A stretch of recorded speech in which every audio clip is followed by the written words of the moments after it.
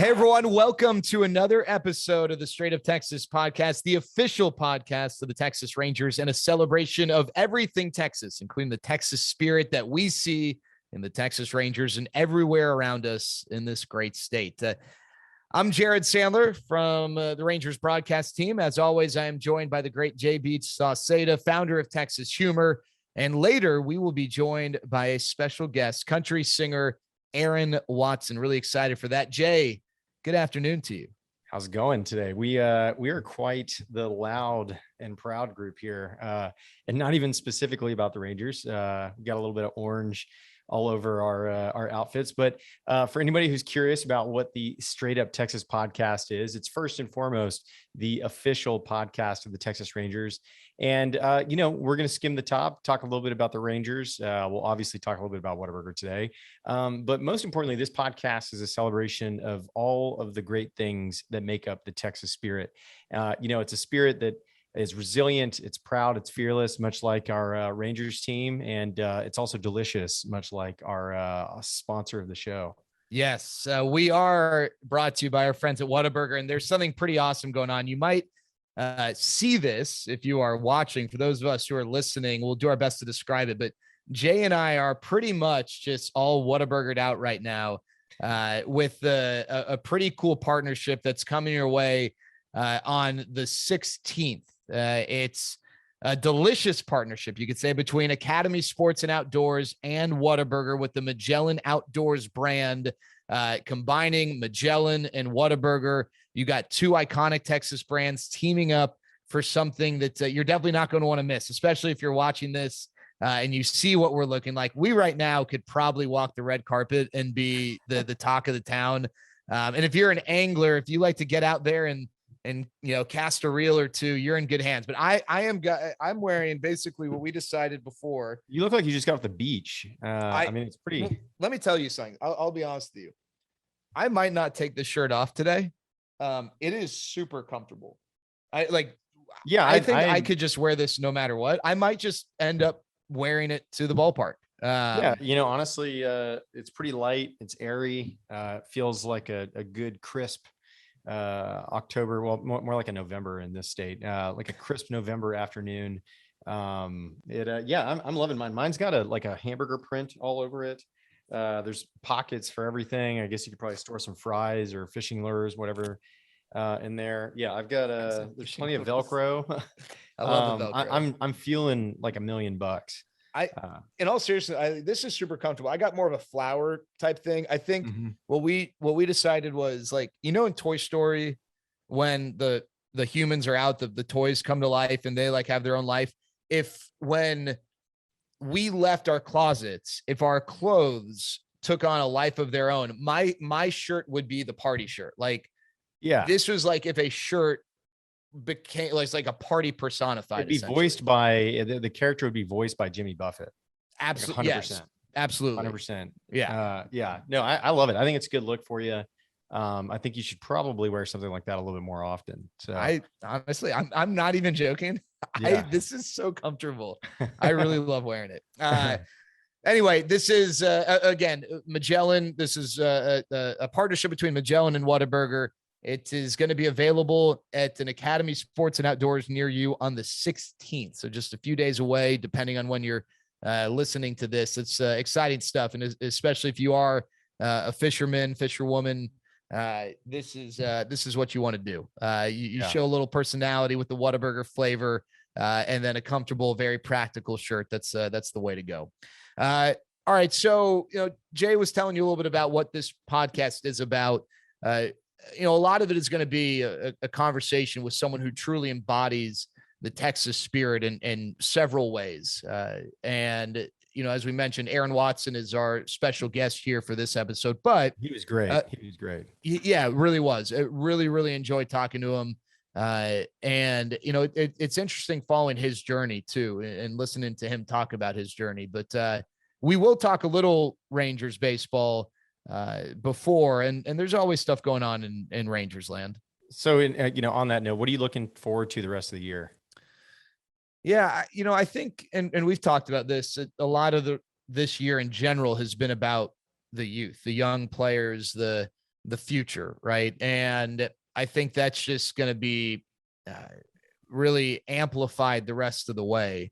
Whether it's guys who are currently with the Rangers right now, Curtis Terry, Spencer Howard, a couple guys who have just kind of joined on the big league side, Spencer Howard via trades, Curtis Terry via promotion, Andy Ibanez, and or someone like Isaiah Kiner-Falefa, who, he's been around, but still is kind of playing to establish his future role, or, people who aren't with the big league club yet, Leody Taveras maybe coming back to the big league club, or a guy like Glenn Otto, who the Rangers acquired in the Joey Gallo trade.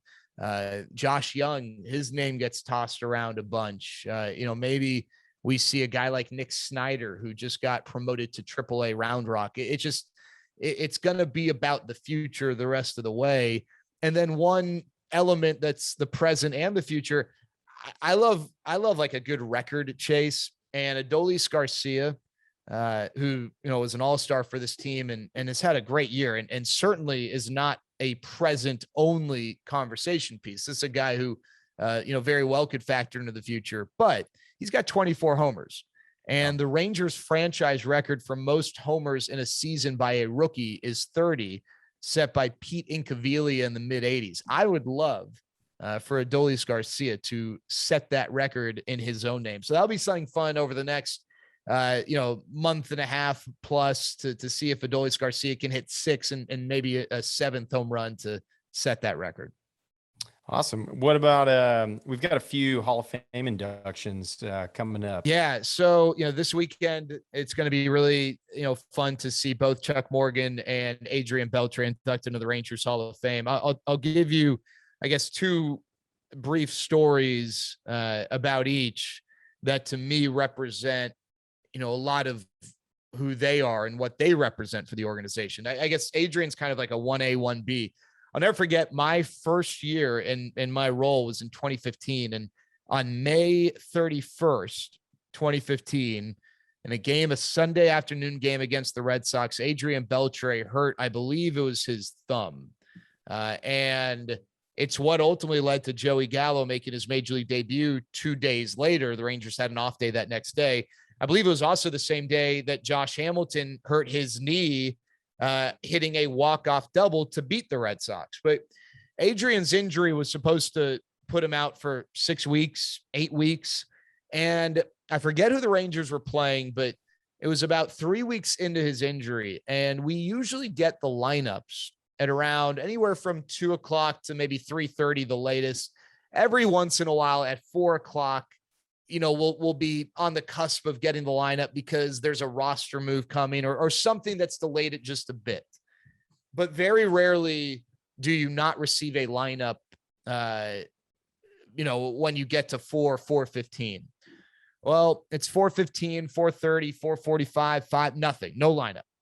And, the Rangers are being very kind of quiet about it because obviously there is a move that is going to be made. And the reason why they don't leak that information is because maybe the person who's a part of the move doesn't yet know, Jay, maybe you're getting promoted and I'm getting sent down. Well, they don't want me to find out on Twitter. They want to have that conversation with me before it becomes public. Anyway, it's like 5:30, 5:45. I think it was even like 6:00. And finally, John Blake, who's the executive vice president of communications for the Rangers, chimes in over the press box mic and says that the Rangers have made a roster move. Adrian Beltre has been activated off it was at the time the disabled list, now the injured list.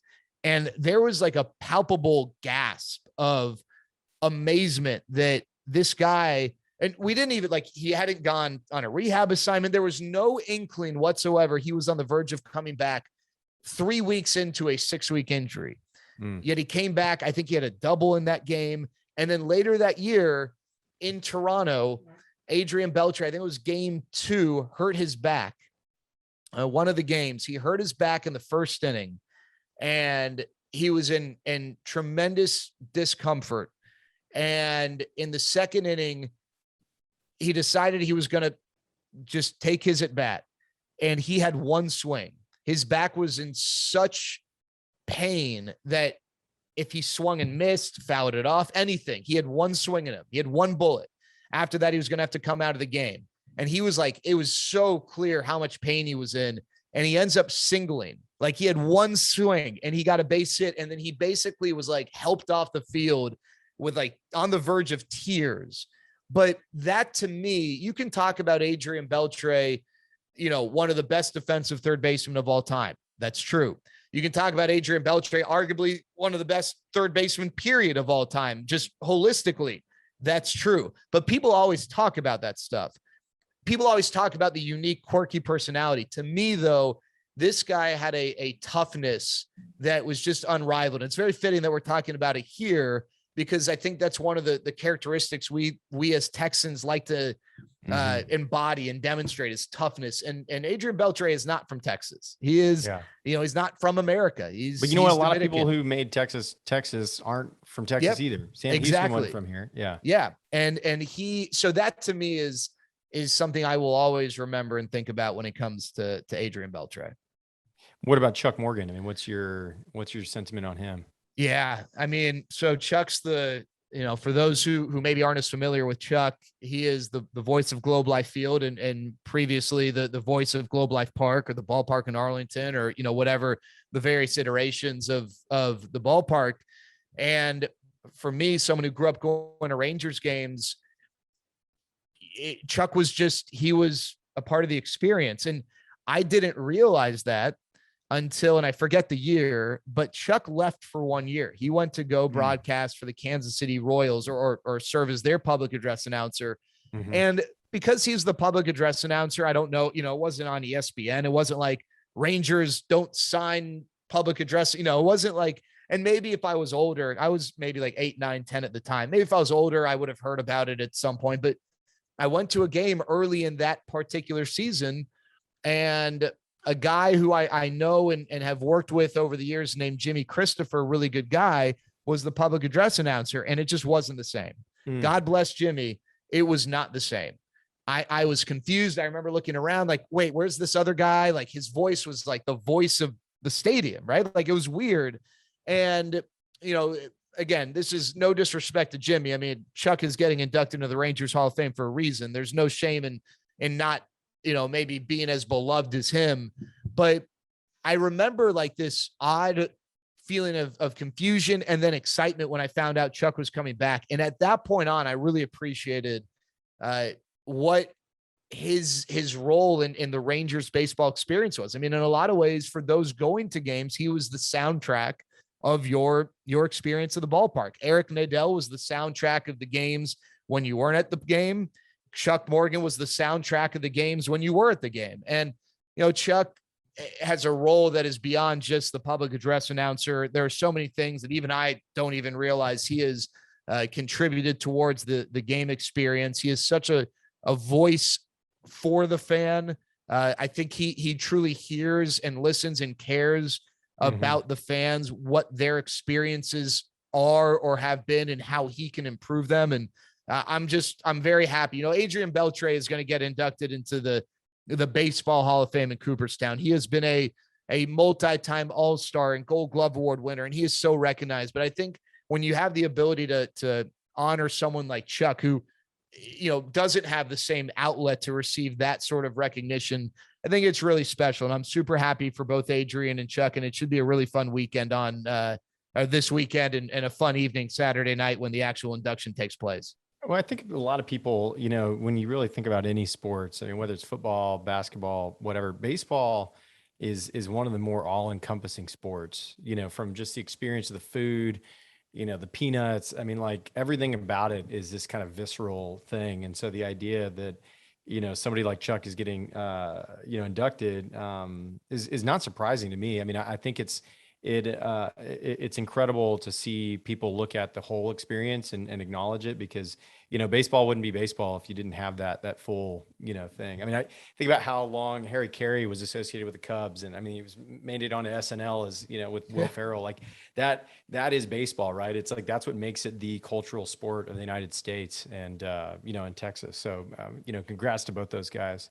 So, you know, on the note of auditory experiences, you want to get into this interview with Aaron Watson? Let's do it. I'm super excited. Aaron Watson, you got to check his stuff out. You also need to go to Academy Sports and Outdoors starting the 16th to check out this. If you want to just be models, I'm not a model ever, but when you wear a shirt like I'm wearing, how can you not have that sort of a vibe? And Jay he's naturally good looking, but it's even better with hamburgers on his body. I feel like I might actually be able to give Aaron Watson a run for the money on the looks department. So, it's very, now, if you throw Aaron Watson in one of these Magellan shirts, then we're both in trouble. Yeah, handsome Dan just cleans up around the state. Yeah, but Academy Sports and Outdoors, the Magellan Whataburger partnership, check it out. But without further ado, the Straight Up Texas podcast, the official podcast of the Texas Rangers, brings you our conversation with country music singer Aaron Watson. Thanks so much for being with us today.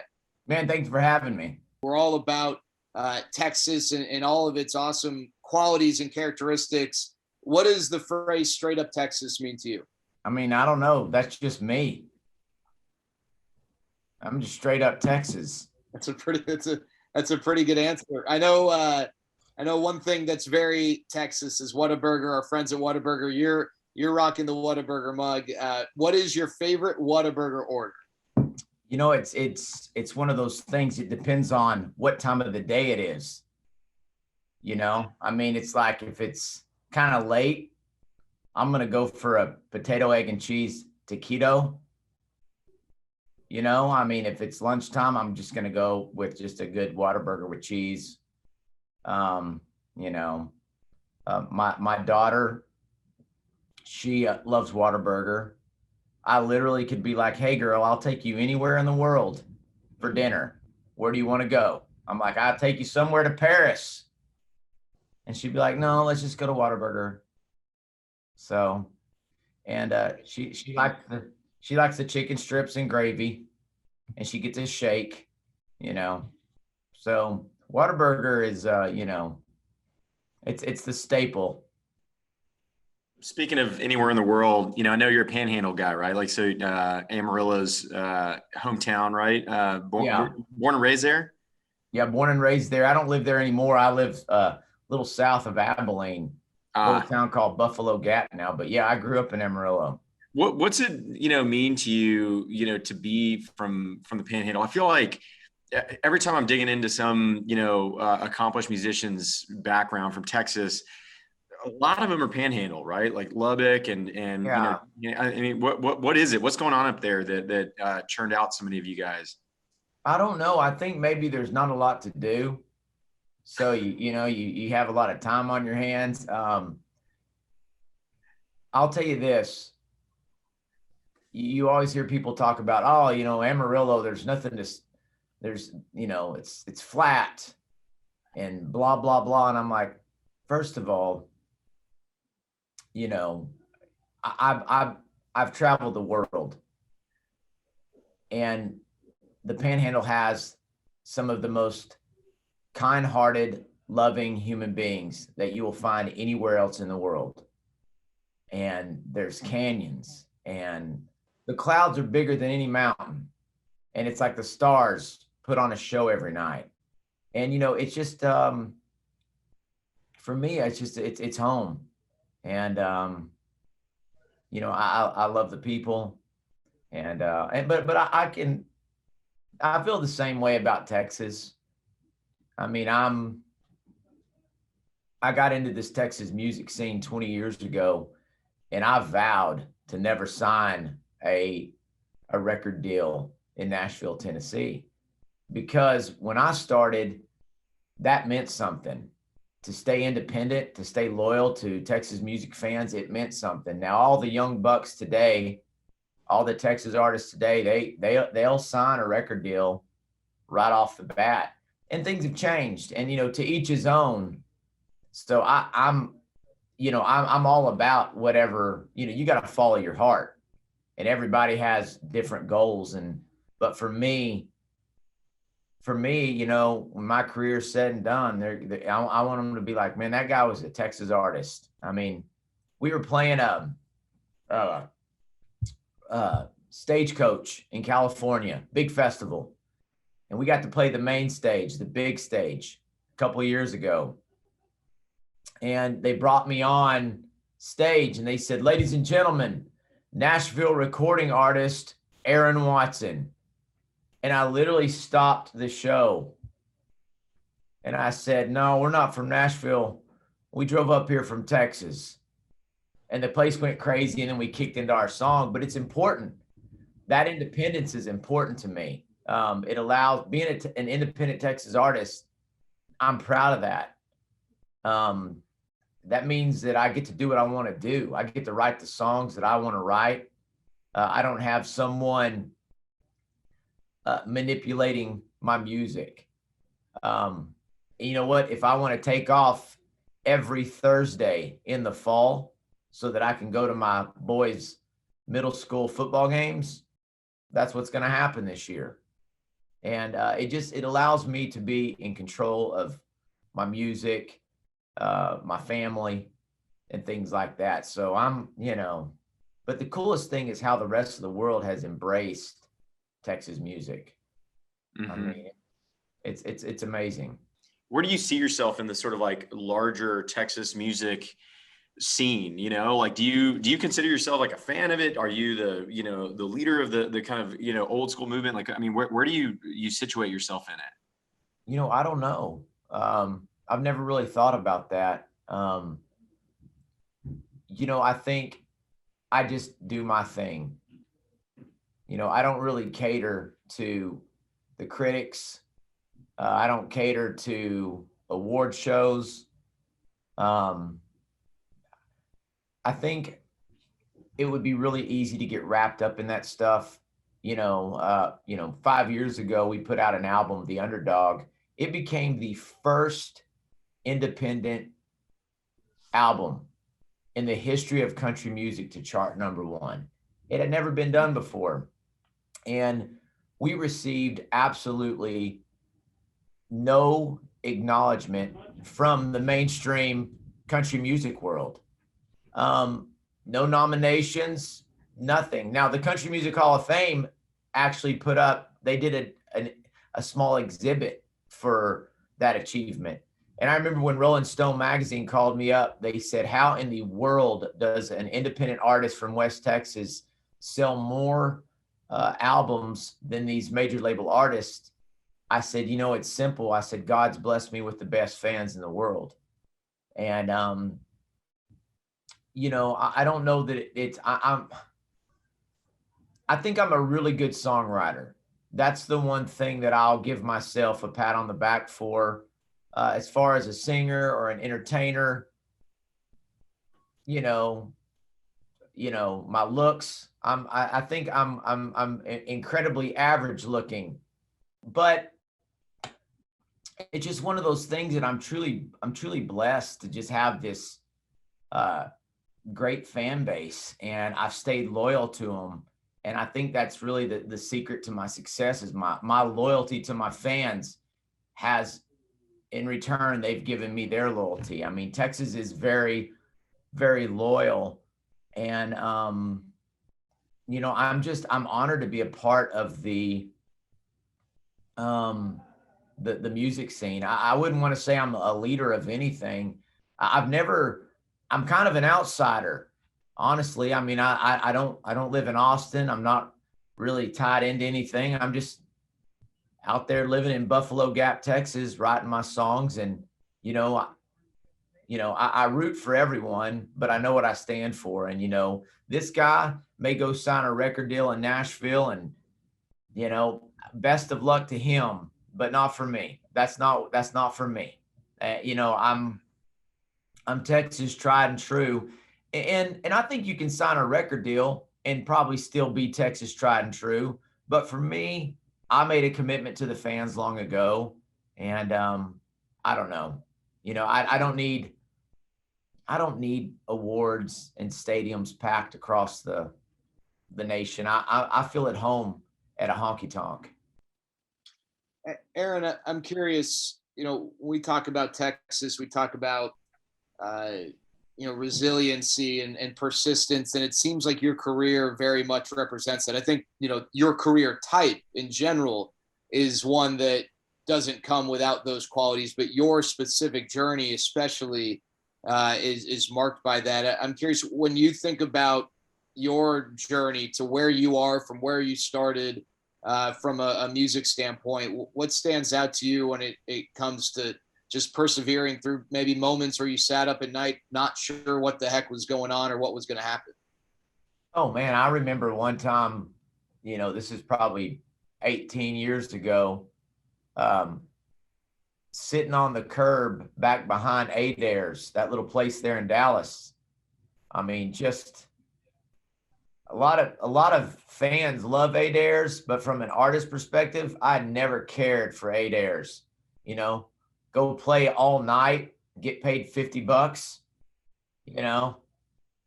That didn't pay the bills, but I can remember sitting on the curb back behind Adair's going, wow, I have got a long, hard road ahead of me.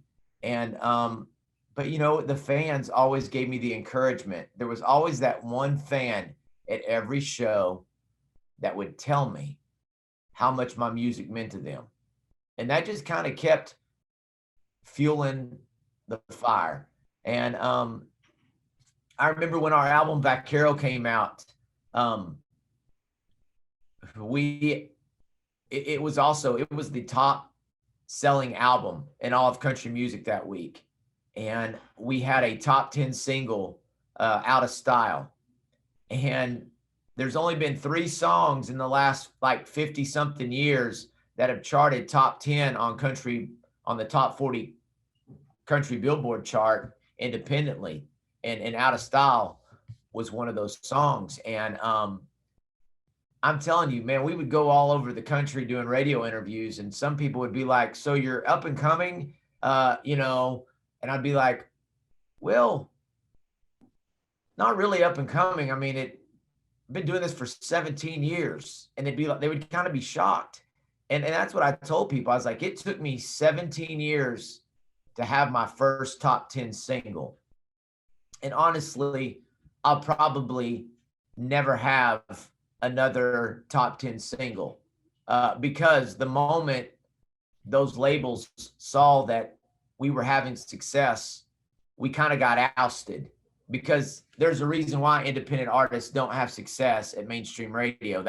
They don't really allow us to play on their swing set. But I somehow snuck in there and got a couple of hits. But it's been a long, hard road, but it's been fun every step of the way, because when you're loving what you're doing, it's not really work. But there have been moments where I'm like,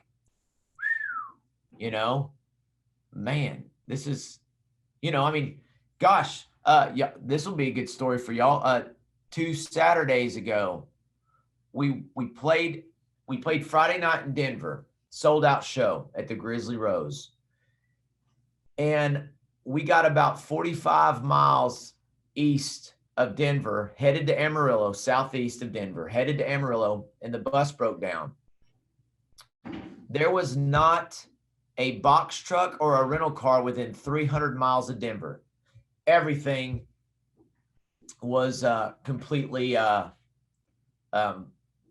booked or rented out, and we were in a tight spot, and we had a sold out show in Amarillo the next night or that day.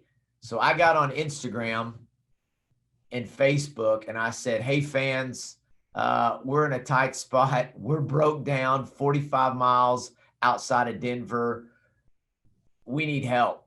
If anyone has a big truck that can pull the trailer and a couple of trucks that can take the band and myself to Amarillo, we will make it worth your time.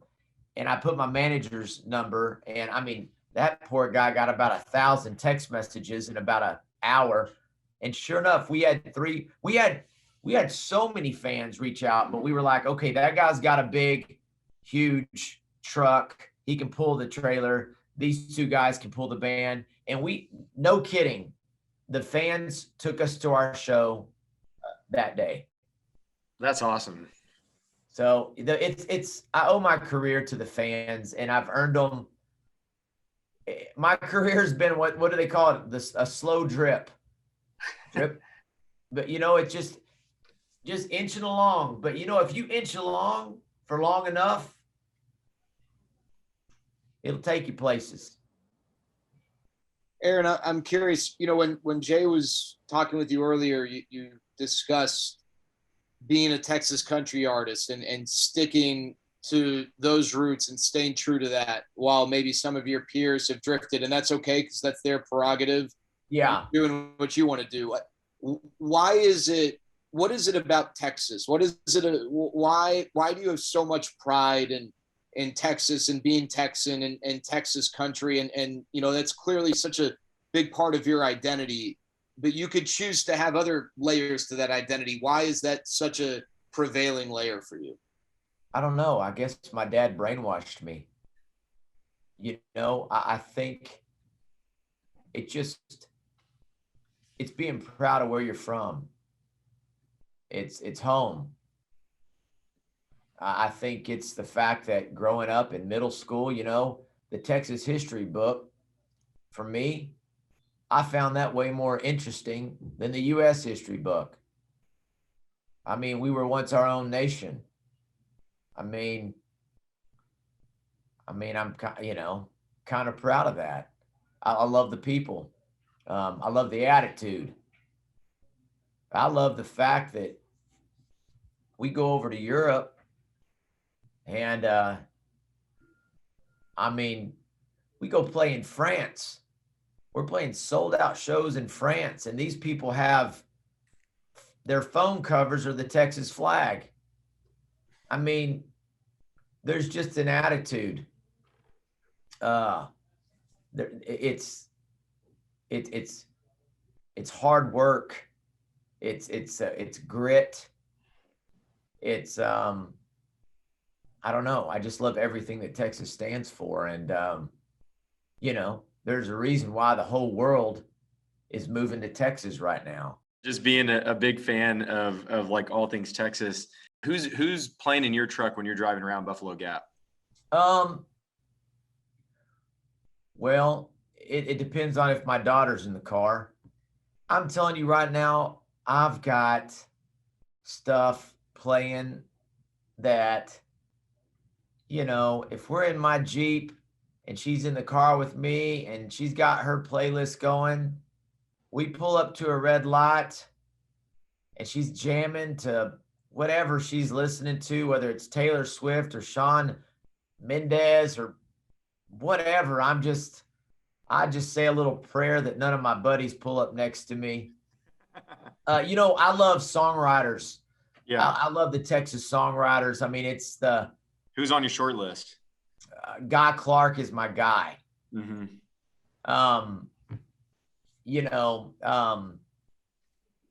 Which, and obviously there's, Towns Van Zandt, and, everybody loves Robert Earl Keen, and same as me. And, there's the Willies and the Whalens, and there's the Gary P. Nunns. It's just, the list goes on and on and on and on. There's so many talented artists that's why I'm just honored to be a part of the scene. The last 10 years, all the Texas award shows, we've won so many awards, and I'm just like, I'm so blown away because there's a lot of talent in Nashville, but it's a very small group of artists. The nominees, it's a short list. But in Texas, yeah, I feel like I'm always, when I was in school, especially, and I was really diving deep. It felt like every couple of weeks there was a new artist I'd not heard of, and then I'd look into it and like they have a really big following.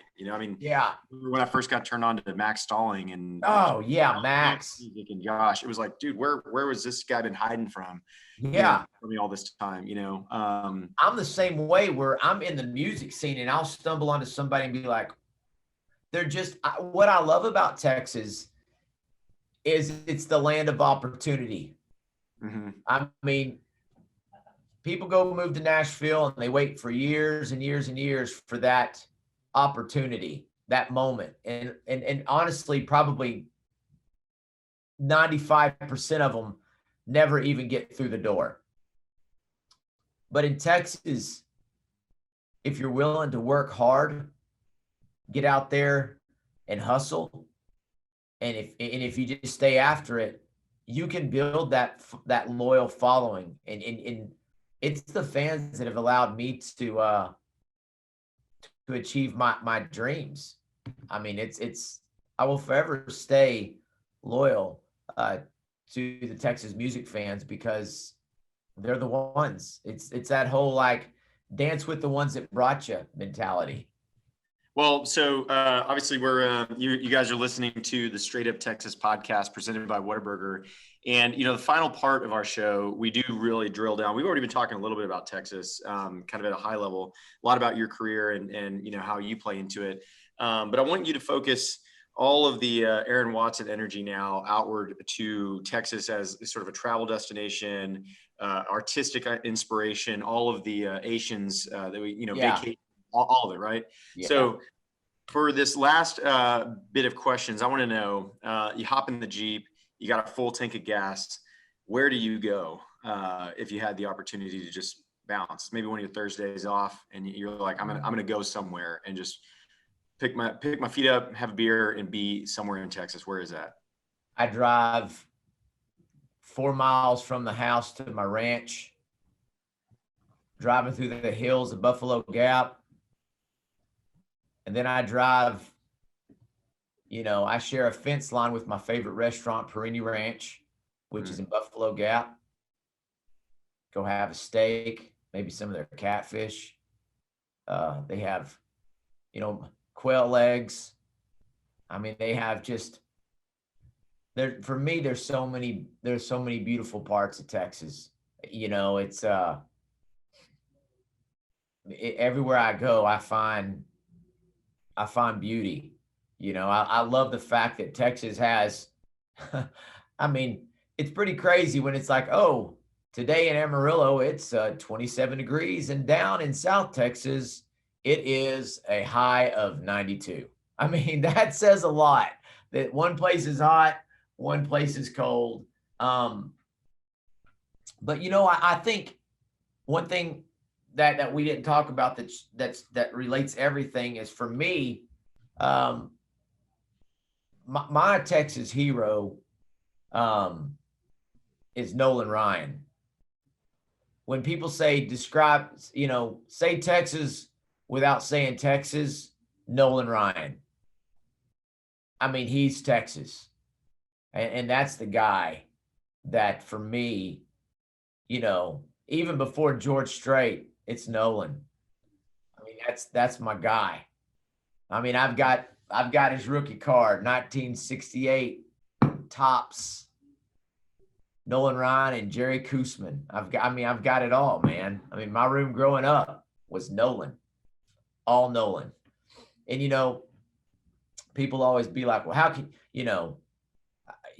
I've got one boy that really leans towards the Rangers. I've got a boy that leans towards the Astros. And, I know people grimace at that, but here's the deal. Growing up, I loved both teams because Nolan was both places. And I love all things Texas. And I just think that Nolan is probably the greatest. If you have to put a face, for me, the true Texas mascot is Nolan Ryan. I mean, from his, Beefmaster to his career, his class. I mean, good grief. Listen to him talk. I mean, he's the Texas John Wayne, and man, just that's my guy. I have to throw that in there. Go on with your next question. I had to give props to Nolan. He's there's nobody quite as iconic as him. Yeah. And I'll throw in there Pudge. And why not? Yeah. He's a Texan now. He's an adopted son. Yeah, he is. He's from Puerto Rico, Texas. Hey, Aaron, I'm curious. I know you travel beyond Texas, but you certainly travel all over Texas to do shows and, maybe just for fun. Where are some of your favorite, not necessarily venues, but what are some of your favorite spots or restaurants when you go to a certain place and hey, I'm performing in Austin, I can't wait to go here, or I'm performing in Galveston, I'm gonna definitely make sure to stop here? You know, there's so many places. I mean, I don't know. That's a tough question. I mean, I know I can speak on behalf of, like, I'll give you an example. Whenever we go back home to Amarillo, I always go eat at Doug's Barbecue. Doug's Barbecue's been there since the 40s. I lived just down the street from Doug's growing up. My mom would always take me there in a stroller. My elementary school was next to Doug's. And in the 5th grade, this is how much things have changed. In the 5th grade, if you brought a note from your parents, you could leave the school grounds and walk over to Doug's Barbecue for lunch in elementary school. And then, of course, you know, I go back there every time. You know, there's just so many iconic places. I mean, I think Texas, I've been around the world. I mean, I think they said in the last 5 years, we played like 41 states and 11 countries. Wow. And I love going to Europe. I love Italy. I love France. I think we're going to Switzerland in September. But Texas has as much culture as any place I've ever been. I mean, you go to this part of Texas and you're going to get this. I mean, my goodness. I mean, you go to, you know, there's so many different influences in Texas, from Mexico to Germany. I mean, it's just, dude, it's just a great place. I mean, it's home. I mean, you're you know, I once did an interview where they actually, and Whataburger will love this, but I got asked a question. They said, okay, Whataburger or In-N-Out? And I said, In-N-Out of where? And they're like, the place. And I was like, oh, I've never heard of it, you know? And I was like, I will not answer us. I said, you know how your teacher used to tell you there's no such thing as a stupid question? I said, well, that right there is a stupid question. I'm like, Whataburger all day, baby. But I will tell you this. I think until I was about, I don't know, 29 or 30, I thought it was Whataburger. So, I mean, you know. You're not alone. I'm not alone in that. You're not alone. Even seeing the sign on a daily basis, you're still not alone. I think I don't ever call it Whataburger. I think I call it Waterburger. Yeah. Waterburger. Hey, Aaron, I know we've got Boots that's out, and the album American Soul. Definitely encourage people to check that out. What else should people know about Aaron Watson here recently, or stuff coming up? You know, people who are fans of yours, or people who are just meeting you through this for the first time. What do they need to know about how they can enjoy some of your work? Oh man, we've got music on all the platforms. I write all my music. I think that's important. For me as a music fan, it means a lot to me when I know the artist is the one writing that song. And I think that's another thing that's always made me gravitate towards Texas music, is a majority of these Texas artists, they write their songs. They don't have large publishing companies with, you know, award-winning songwriters feeding them songs.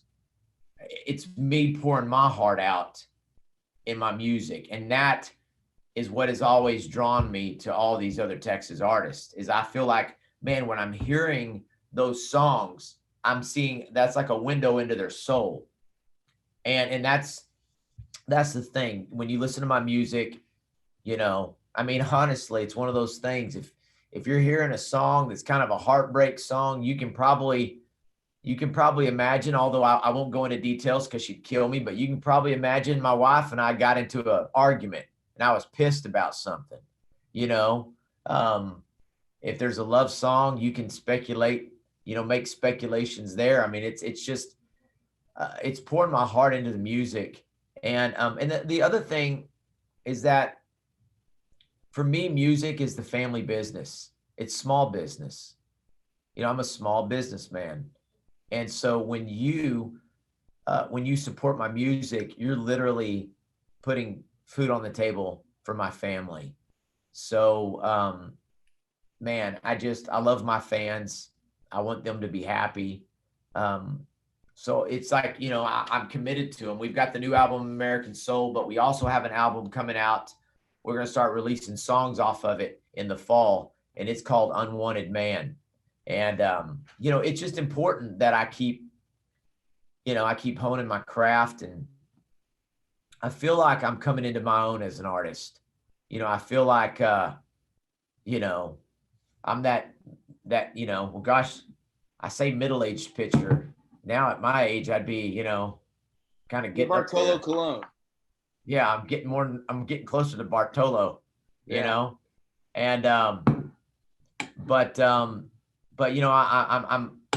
I think I'm coming into my own, and I'm understanding my craft, and it's not so much about throwing heat as it is, pitch placement, off-speed pitches, keeping them guessing, and for me, life is baseball. I mean, I love baseball. It's the only sport to me. I mean, both my boys play, and my career has been a lot like baseball. I mean, like everyone knows, a Hall of Fame hitter fails 70% of the time, and you don't give up.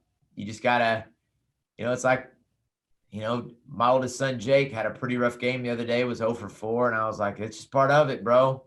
Shake it off. Got to get up there.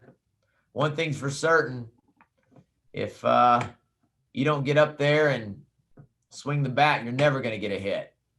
So in life, you just got to keep swinging, and it's a lot of life lessons in baseball. I love the game, love the Rangers, and I'll tell you that the most intimidating situation I've ever been in my musical career involved singing the national anthem for the Rangers.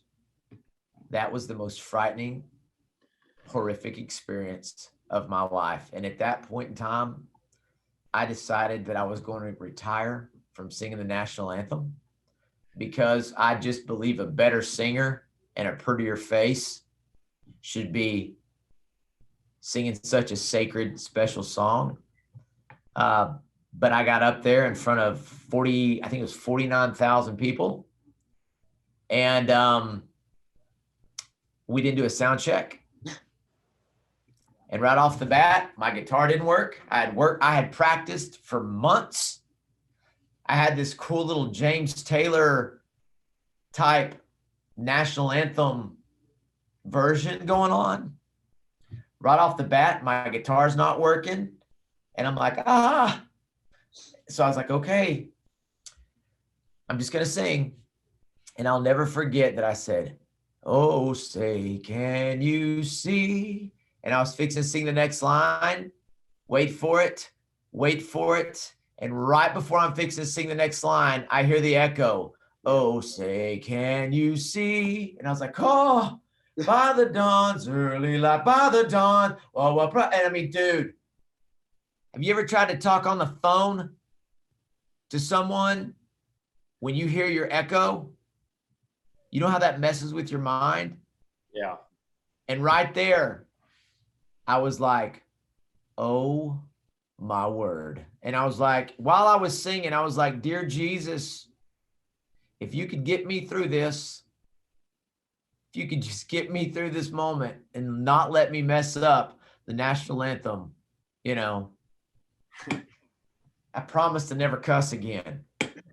Well, Aaron, we really appreciate you joining us here on the Straight Up Texas podcast presented by Whataburger. Just a reminder, go check out the Whataburger Pico de Gallo burger, Pico de Gallo chicken sandwich. You can get a cool mug like Aaron's got right there. But in all seriousness, Aaron, thanks so much. And thanks for all you do representing this state the way that you do it.